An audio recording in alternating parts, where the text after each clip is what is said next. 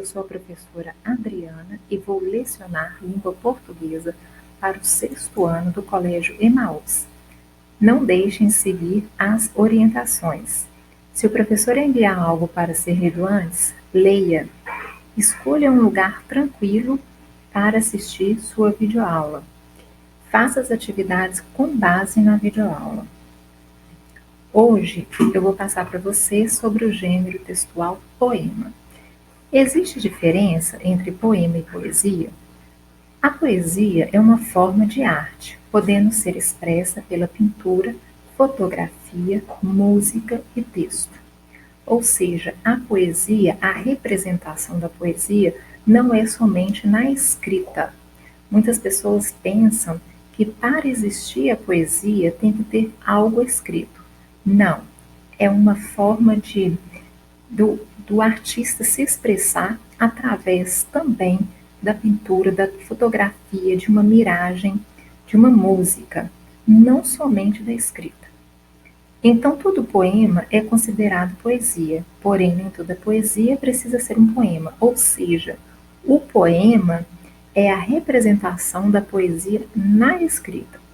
Então, a poesia pode ser tanto escrito quanto uma arte, uma pintura, uma fotografia.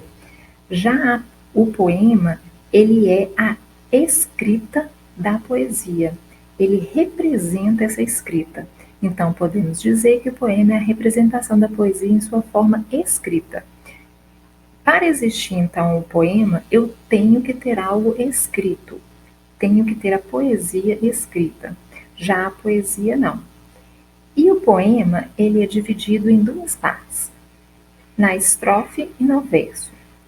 O que é estrofe? É a divisão de um texto formado por um determinado número de versos. Já o verso é cada linha que compõe a estrofe, o poema. O que eu quero dizer com isso? Vou dar um exemplo. Vamos ler o poema de Carlos Drummond de Andrade, No Meio do Caminho. No meio do caminho tinha uma pedra. Tinha uma pedra no meio do caminho. Tinha uma pedra. No meio do caminho tinha uma pedra. Eu tenho uma estrofe. A segunda estrofe começa assim: Nunca me esquecerei desse acontecimento na vida de minhas retinas tão fatigadas. Nunca me esquecerei que no meio do caminho tinha uma pedra. Tinha uma pedra no meio do caminho. No meio do caminho tinha uma pedra. Então, nessa poesia, nesse poema de Carlos Drummond de Andrade, eu tenho 2 estrofes e 10 versos, porque cada linha corresponde a um verso. Essa poesia, o que ela traz para nós? Eu posso dar várias interpretações para essa pedra. Eu coloquei ali o símbolo de uma pedra, mas na verdade, o que o poeta quis dizer com uma pedra, que tinha uma pedra no meu caminho? Será que ele quis dizer que essa pedra é uma pedra mesmo, com essa representação, como eu coloquei ali numa foto, ou ele quis dizer que ele estava passando por alguma dificuldade, por algum obstáculo em sua vida? Então, as poesias, elas são muito difíceis de serem interpretadas. Por quê?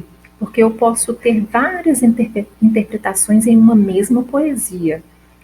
Nessa poesia de Carlos Drummond, eu posso dizer que realmente eu encontrei uma pedra no meio do meu caminho, ou eu posso dizer que eu tinha um problema, um obstáculo naquele momento da minha vida, naquela circunstância.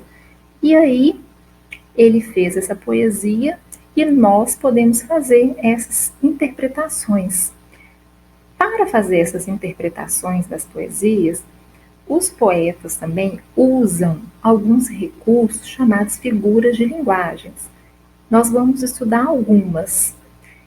Essas figuras de linguagem, às vezes, nos ajudam a fazer essas interpretações. Ou, às vezes, fica mais difícil de você perceber o que o poeta quer nos dizer. Vamos ver os recursos estilísticos ou linguagem figurada e expressividade. Para escrever um poema, geralmente os poetas usam recursos estilísticos, ou seja, linguagem figurada. Esses recursos trazem sonoridades, rimas aos poemas. E, ao mesmo tempo, é como eu disse, pode trazer o quê? Uma linguagem mais fácil de ser interpretada ou uma linguagem que dificulta essa interpretação.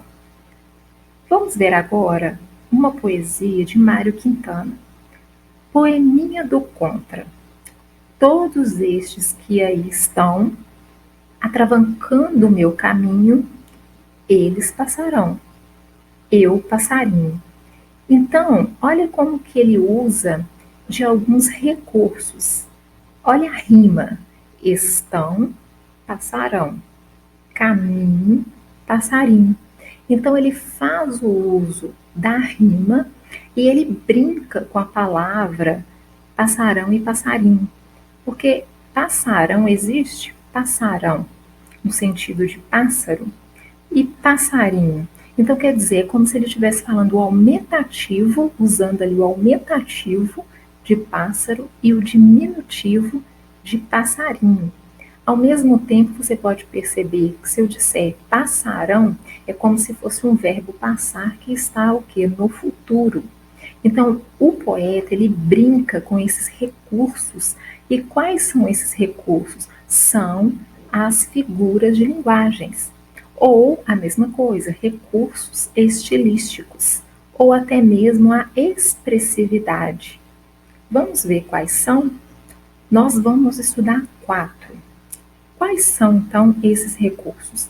Primeira, personificação. O que é uma personificação? É a figura de linguagem que atribui qualidades e ações próprias dos seres humanos a seres não humanos. Quais são esses seres não humanos? Animais, plantas, objetos. Exemplo: hoje o dia sorriu para mim.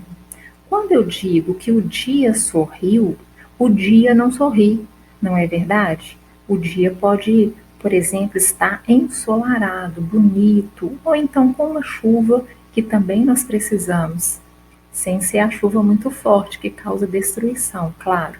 Então, quando eu digo o dia sorriu, talvez eu quero dizer o quê? Uma pessoa sorriu para mim, alguém sorriu para mim, e não o dia. Então, esse dia sorriu, ele é o quê? Uma personificação, ou seja, a figura de linguagem que atribuiu uma qualidade em que eu dou a uma pessoa, ok? A mesma coisa quando eu digo as flores correram pelo jardim. Gente, a flor não corre. Quem corre somos nós seres humanos, não é verdade? Então, quando eu digo as flores correram, eu estou usando qual recurso? Eu estou usando a figura de linguagem que se chama personificação. Na poesia, ela é muito usada, esse recurso é muito usado, mas no nosso dia a dia, nós também fazemos o uso desses recursos. Então, eu coloquei para vocês um excerto de poema de Manuel Bandeira. O que é um excerto de poema? Eu retirei uma parte do poema para trazer um exemplo para vocês, tanto que iniciei com reticências. Quando nós iniciamos o nosso texto, igual está ali, entre parênteses e reticências, quer dizer que eu estou retirando uma frase, uma parte de um texto, ok?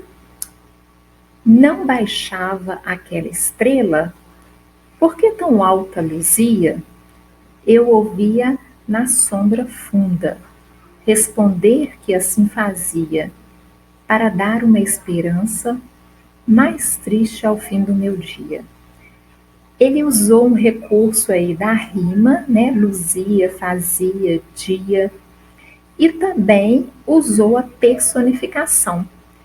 Eu destaquei a frase e ouvia na sombra funda. Quando ele diz que a estrela ouvia, a estrela não ouve, não é verdade? Então ele está fazendo o quê? O recurso da personificação nessa frase. Outro recurso muito usado no poema e no nosso dia a dia é a metáfora. fazemos o uso dessa figura de linguagem também no nosso dia a dia. Por quê? Vira e mexe, nós usamos aí um termo que nós queremos dizer outro, que tenha outro sentido. Então, a metáfora, ela consiste no uso de uma palavra ou expressão com o sentido de outra. Minha prima é uma flor, Maria é um chuchu. Quando eu digo minha prima é uma flor, eu não estou querendo dizer que ela é a flor, flor mesmo, no seu significado do dicionário. Nem quando eu digo Maria é um chuchu, eu não estou querendo dizer que Maria é um legume. Então, o que eu quero dizer quando eu falo Maria é um chuchu? Eu posso estar dizendo, querendo dizer, que ela é sem graça, sem sal, porque o chuchu, o legume, costuma ser assim, não é verdade? As pessoas designam chuchu dessa forma. Ah, chuchu é ruim, porque é sem sal, é sem gosto. E, ao mesmo tempo, eu estou podendo, eu posso aí fazer uma interpretação de Maria de um jeito carinhoso, quando eu falo chuchu, chuchuzinho, não é verdade? E quando eu digo que minha prima é uma flor, eu posso dizer o que em relação à flor? Que ela é cheirosa, bonita, é, delicada. Porém, o que acontece? Eu também posso dizer que, quando eu digo que ela é uma flor, é que ela é cheia de espinho, amarga. Então, quando eu digo isso, quando eu uso a metáfora, eu posso dizer tanto para o lado bom quanto para um lado ruim também, ok? Versos do poema de Vinícius de Moraes. Eu vou dar exemplo aí de uma metáfora. E nessa metáfora vocês vão perceber que não é uma metáfora legal, boa, porque é um poema muito triste. Não sei se vocês já leram esse poema. Se não, depois procurem e façam a leitura do poema todo completo. Rosa de Hiroshima. Mas, ó, não se esqueçam da rosa, da rosa de Hiroshima, a rosa hereditária, a rosa radioativa. O que aconteceu na Segunda Guerra Mundial com a Hiroshima? Ela foi atacada e a rosa está no sentido de quê? De bomba, tá? Por quê? Porque lá foi bem atingida em relação a essa bomba nuclear na época. E morreram milhares, e quem não morreu depois teve câncer, não é verdade? Por causa dessa radiação. Então, quando Vinícius de Moraes compôs, né, fez esse poema, quando ele diz rosa, ele está usando uma metáfora para não dizer bomba, porque ele poderia ter colocado da bomba de Hiroshima. Ele não, ele falou da rosa de Hiroshima. É uma metáfora triste porque remete a essa parte triste da história do mundo, né? É a Segunda Guerra Mundial. Mas ali nós podemos perceber claramente que é uma metáfora, porque não existe rosa de Hiroshima, e sim bomba de Hiroshima. Outro recurso muito usado no poema é a aliteração. A aliteração é a repetição de sons de consoantes em diferentes palavras de um verso.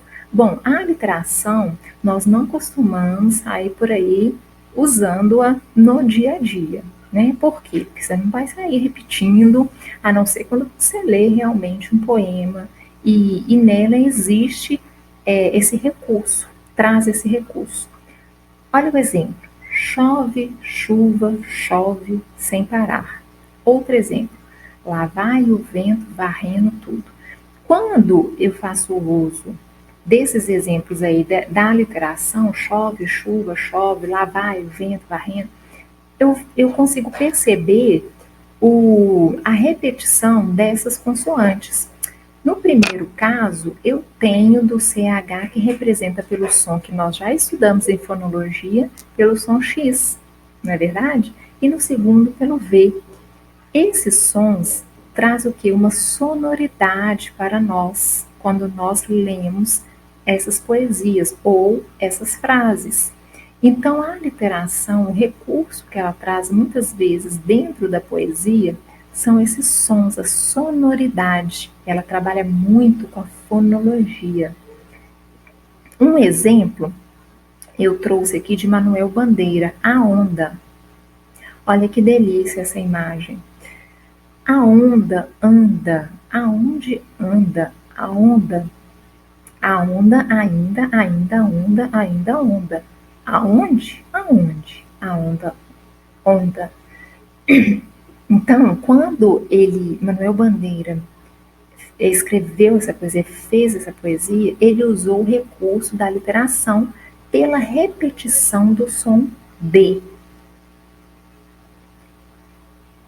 Trocadilho é uma combinação de palavras e sons parecidos ou iguais, mas com significados diferentes. O trocadilho nós usamos muito no dia a dia, é como se fosse uma brincadeira que nós fazemos com as palavras parecidas, ou às vezes que tem a escrita é diferente, mas o som, a fonologia é parecido. Exemplo, sem concerto do piano não há concerto. Olha só, eu tenho essa palavra concerto e concerto, que quando eu pronuncio eu não consigo perceber a diferença. Somente vou perceber dentro do contexto. Cecília Meirelles, ou isto ou aquilo. Olha como ela joga com esse recurso estilístico que é o trocadilho. Ou se tem chuva e não se tem sol, ou se tem sol e não se tem chuva. Ou seja, no primeiro momento ela fala da chuva e do sol, do segundo ela troca, sol e chuva. Então ela faz um trocadilho.